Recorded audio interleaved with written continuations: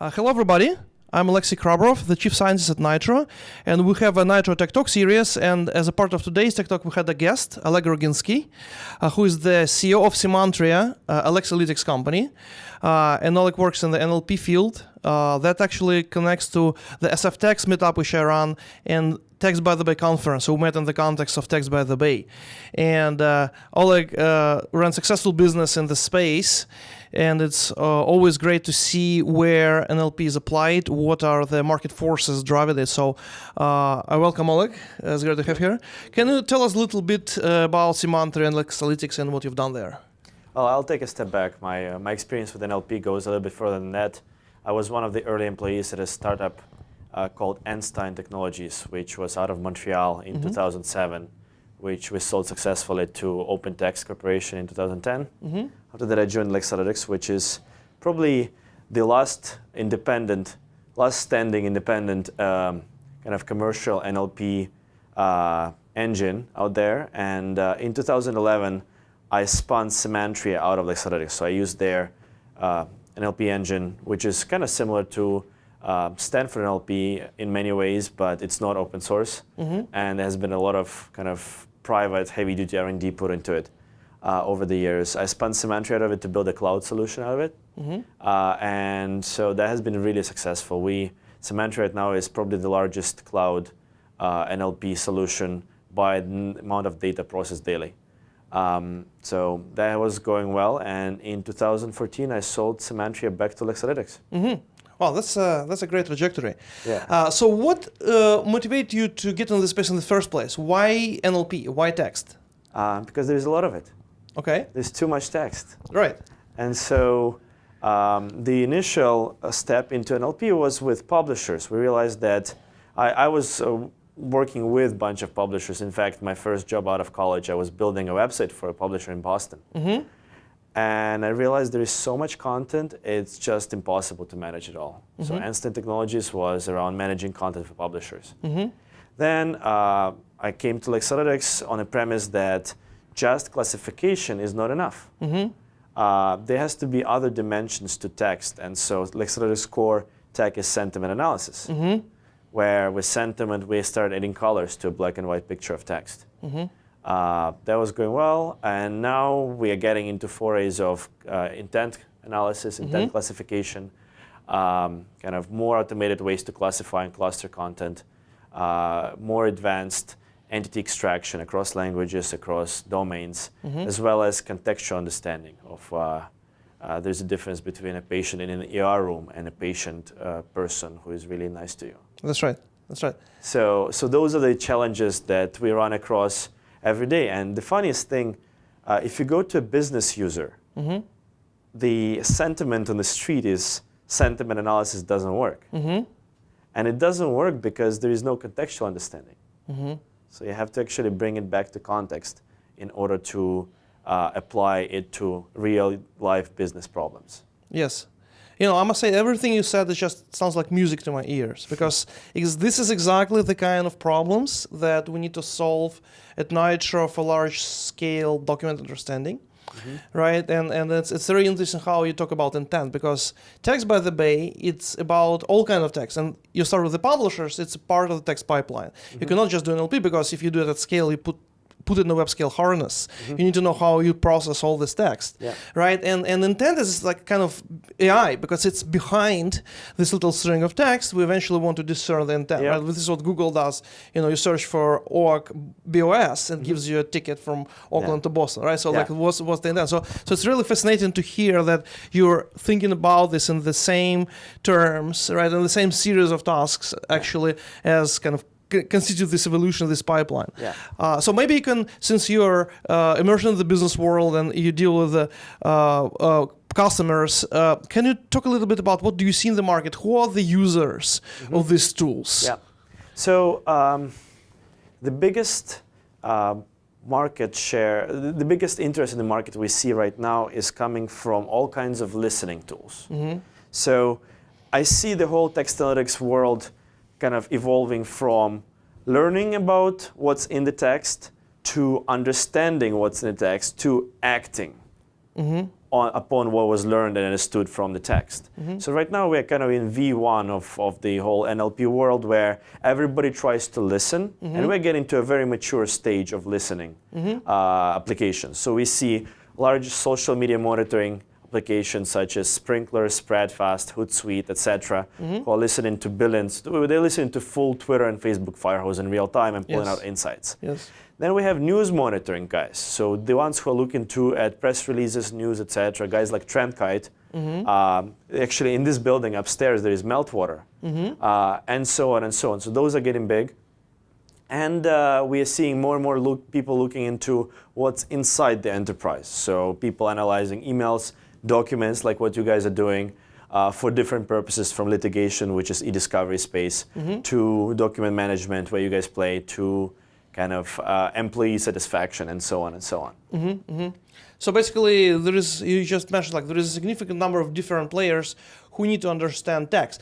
If you look at interaction with these companies, which forces do you see inside the companies? Who are the people who are talking with? It's product managers. Product managers. So usually it's product people or top management that realizes there is too much information, that information is not actionable. So they come to us and they figure out which other dimensions to their text they're not seeing that they can report on after it's processed with NLP tools. Okay, so but in order for some projects of this scale to go, there probably should be buy-in from the senior management of these companies. And so I'm wondering, who are the senior manager types do you see? Who usually drive this? What, like, can you kind of see? Is there like an archetype of an executive who actually cares about understanding NLP, and how much do they know about technology? How your interaction? It's data scientists. It's head of data sciences. It's head of product, and it's very often actually in more technical companies the CEO himself. So those are kind of our ideal titles that we're talking to, but usually it's the mid-range product managers are the ones who have to actually deal with the mess. Okay. How much do you see they already know? How much do you need to educate them about what's possible? How do you kind of match their expectations to what your product can do? Usually, like in the Bay Area, a lot of people know what they're talking about. East Coast is catching up. When we go to Europe, APAC, and Canada, it's pretty much behind, to be honest. We're seeing a lot of activity in Brazil, which is surprising. They talk a lot. Yeah, exactly. Besides that, in the Valley, I'm seeing a very strong bias towards machine learning more than NLP. And it's very important to kind of distinguish both. They're different. And so there is kind of a religious bias here that machine learning can fix everything, which I can throw hundreds of use cases where machine learning is going to be so much more work than kind of pure play classic NLP. Yeah, this is actually, it's interesting you make this distinction, because I mean, I went to grad school at Penn, where one of the strongest NLP groups is, and I've seen how NLP drives ML, and usually top NLP researchers are excellent machine learning researchers, but there is a lot of craft and there is a lot of specifics, right? And so I think it's actually great to have understanding of machine learning, but it's not in itself sufficient, right? And that's not the only thing. Yeah, the most powerful combination is machine learning combined with NLP. So you can do a baseline on a rules-based NLP, rules and dictionaries, and then what you can't get easily with NLP, you just teach the machine. Yes. So you mentioned several geographies, which kind of connects us to this question of multilingual analytics. And obviously, if you go to Europe or Asia, you need to have expertise. Are you operating globally, and what do you do in these markets? How do you go about getting top NLP expertise in these languages? So that's kind of our bread and butter. It's not hard to get English language NLP. You can go Open NLP, Stanford NLP, LinkPipe, you name it. But the moment, and a lot of our customers went open source route beforehand. And then the moment you need to scale globally, that's when you run into problems, because there is very few open source tools that support 3 languages. And when you need 15, that's when it's going to get very expensive. So our core kind of business proposition is we do the same quality NLP in 15 languages right now, and there's more coming, so we'll have 20 by the end of the year. And the way we approach it is not just to give us a training set and we build some kind of random forest model and here you go. We actually hire linguists in every language, so native linguists in Chinese, in Korean, in Japanese, in Russian, etc. We break down break it down to part of speech tagging, subject of object tagging. We build out linguistic rules that are unique to each language, and we build out dictionaries.